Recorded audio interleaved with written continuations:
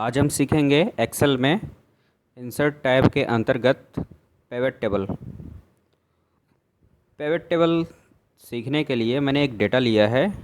Data कुछ इस प्रकार है, ये कुछ रिजेक्शंस हैं जिसमें ये सीरियल नंबर है,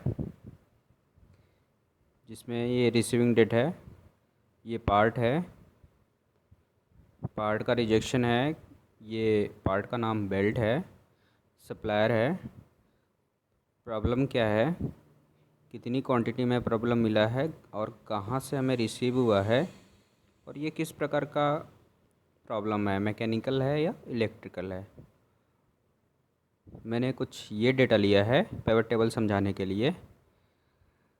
तो पिवट टेबल स्टार्ट करने पिवट टेबल में कंडीशन ये बनते हैं कि आपको किस प्रकार का डेटा चाहिए। तो मैंने कुछ कंडीशन बना रखे हैं, जैसे आपको पार्ट वाइज क्वांटिटी चाहिए कि कौन सा पार्ट कितनी बार रिजेक्ट हुआ है, कैटेगरी वाइज चाहिए आपको कि लोकेशन वाइज चाहिए कि किस लोकेशन की रिजेक्शन ज़्यादा है, कंडीशन है कि लोकेशन और कैटेगरी दोनों चाहिए आपको, टॉप 10 डिफेक्ट्स चाहिए इसके।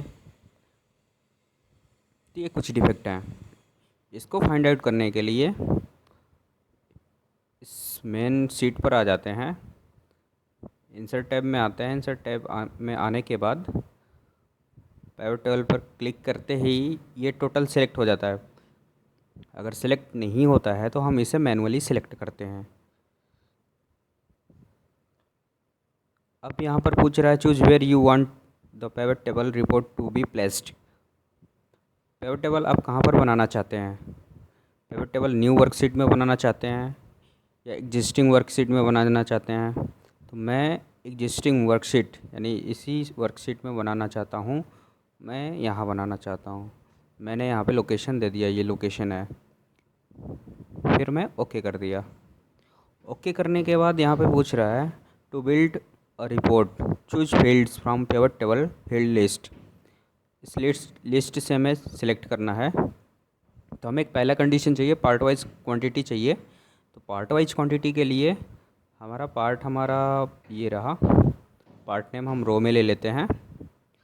अब हमें चाहिए क्वांटिटी। क्वांटिटी हमारा यहाँ है, क्वांटिटी को वैल्यू में डाल दिया हमने।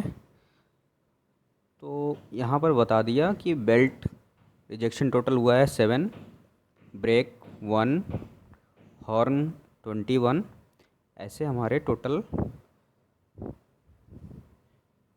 314 रिजेक्शन है। तो ये हमें मिल गया पहले कंडीशन के अकॉर्डिंग, जो काफ़ी इजी है। फिर हमें चाहिए कैटेगरी वाइज चाहिए। कैटेगरी वाइज रिजेक्शन फाइंड करने के लिए जैसे ही हम इस पर क्लिक करेंगे तो ये टैब ओपन हो जाएगा, ये ऐसा इंटरफेस मिलेगा। तो हमें कैटेगरी चाहिए, तो कैटेगरी हमारा यहाँ पर है, पार्ट कैटेगरी।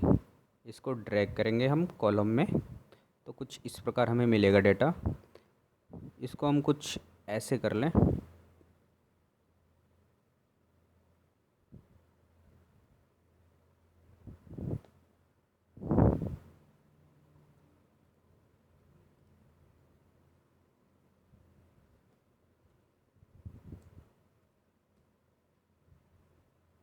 ठीक है, तो यहाँ पर हम देखते हैं कि बेल्ट का रिजेक्शन 7 है, जो मैकेनिकल में है। कैटेगरी यहाँ पे डिवाइड कर दिया कि कौन सा पार्ट किस कैटेगरी में आता है। अब हमें देखना है कि इलेक्ट्रिकल के कितने फ़ॉल्ट हैं। तो इलेक्ट्रिकल के यहाँ पर टोटल फ़ॉल्ट हैं हमारे 294, जबकि मैकेनिकल के 20। मैकेनिकल के हमारे कितने फ़ॉल्ट हो गए? 20। और यहाँ पर ग्रैंड टोटल दिखा रहा है कि इलेक्ट्रिकल और मैकेनिकल टोटल कितने हैं रिजेक्शन। फिर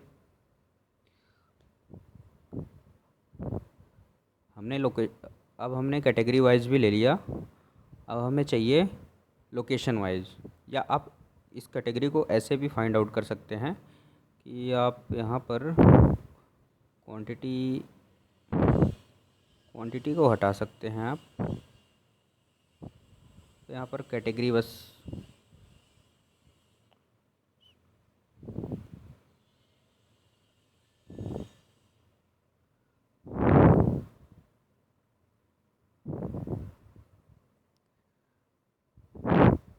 हमें कैटेगरी चाहिए, तो कैटेगरी वाइज अगर हमें चाहिए तो यहाँ पर कैटेगरी हमने लिया और यहाँ पर वैल्यू में क्वांटिटी डाल दिया। तो यहाँ पर हमें ऐसे भी सब क्लियर मिल जाएगा कि इलेक्ट्रिकल के कितने फॉल्ट हैं और मैकेनिकल के कितने फॉल्ट हैं। अब हम आते हैं अगले कंडीशन में। यहाँ पर दिया है लोकेशन एंड कैटेगरी। तो लोकेशन एंड कैटेगरी के लिए हम क्या करेंगे, तो लोकेशन पहले सेलेक्ट करेंगे। लोकेशन हमारा कहाँ पर है, इसमें डीलर लोकेशन, ये तो डीलर लोकेशन हम रो में ले लेते हैं। अब हमें चाहिए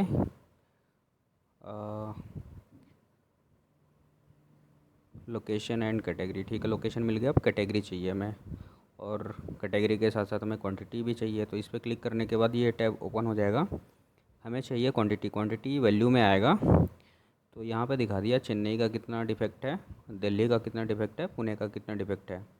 अब हमें चाहिए कैटेगरी, कैटेगरी को हम कॉलम में ले लेते हैं। तो यहाँ पर दिखा दिया कि किस लोकेशन का कौन से कैटेगरी में कितने डिफेक्ट हैं। चेन्नई इलेक्ट्रिकल के कितने हैं, मैकेनिकल के कितने हैं, दिल्ली में इलेक्ट्रिकल के कितने डिफेक्ट हैं और मैकेनिकल के कितने डिफेक्ट हैं। ये टोटल क्लियर हो रहा है काफ़ी इजी तरीके से। तो ये क्लियर हो गया हमारा लोकेशन एंड कैटेगरी वाइज। अब हमें अगर चाहिए टॉप 10 डिफेक्ट्स चाहिए, तो टॉप 10 डिफेक्ट्स के लिए हम क्या करेंगे, सिंपल पहले हम टॉप 10 के लिए हम पार्ट नंबर चाहिए हमें। पार्ट नंबर को हम रो में ले लेते हैं। ये हमारा हो गया, लगता है कहीं पार्ट नेम ले लेते हैं। पार्ट नंबर वाइज अगर नहीं चाहिए हमें तो पार्ट नेम ले लिया। अब हमें चाहिए टॉप 10 डिफेक्ट। तो टॉप 10 डिफेक्ट निकालने के लिए हम यहाँ पर कंडीशनल फॉर्मेटिंग भी लगा सकते हैं। कैसे, हम टोटल सेलेक्ट कर लेते हैं। सेलेक्ट करने के बाद conditional formatting highlight cells, sorry top पे जाएंगे, टॉप 10 आइटम्स में जाएंगे और जो कलर हमें पसंद है, रेड, येलो, ग्रीन, चाहे जैसा, रेड टेक्स्ट, रेड बॉर्डर, वैसा हम सिलेक्ट करके ओके कर देंगे। तो ये दिखा रहा है जितने भी रेड हाईलाइटेड हैं ये टोटल हमारे क्या हो गए, टॉप 10 डिफेक्ट्स में ही आएंगे। इसे इस प्रकार से भी फ़िल्टर कर सकते हैं। इन्हें टोटल को कॉपी कर लेते हैं। कॉपी करने के बाद हम साइड में इसे पेस्ट कर लेते हैं। पेस्ट करने के बाद इसमें हम फ़िल्टर लगा सकते हैं।